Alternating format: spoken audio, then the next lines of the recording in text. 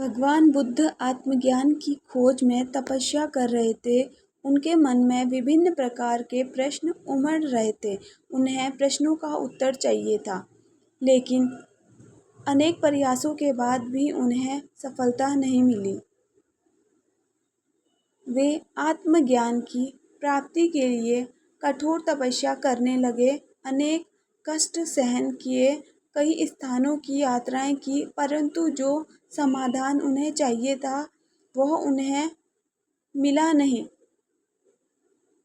एक दिन उनके मन में कुछ निराशा का संचार हुआ। सोचने लगे, धन, माया, मोह और संसार की समस्त वस्तुओं का भी त्याग कर दिया, फिर भी आत्मज्ञान की प्राप्ति नहीं हुई।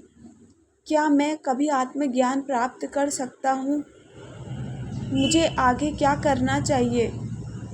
इसी प्रकार के अनेक प्रश्न बुद्ध के मन में उठ रहे थे।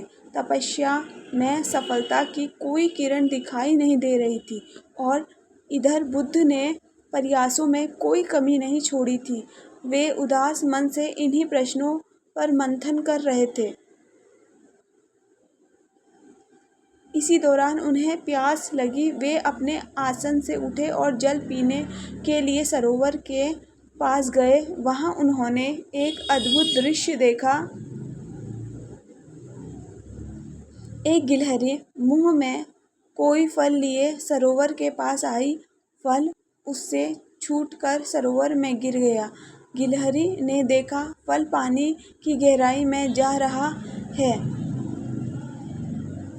गिलहरी ने पानी में छलांग लगा दी। उसने अपना शरीर पानी में भिगोया और बाहर आ गई।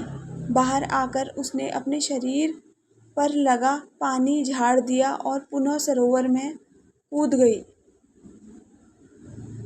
उसने यह क्रम जारी रखा। बुद्ध उसे देख रहे थे, लेकिन गिलहरी इस बात से अनजान थी। वह लगातार अपने काम में जुटी रही।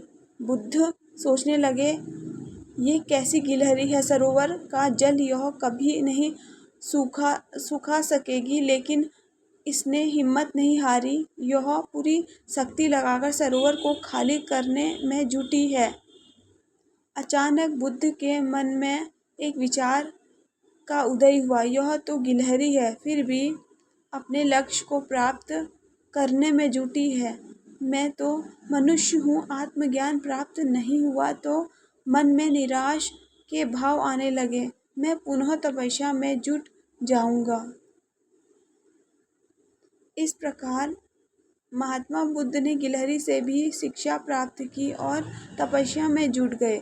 एक दिन उन्हें आत्मज्ञान प्राप्त हो गया और वे भगवान बुद्ध हो गए।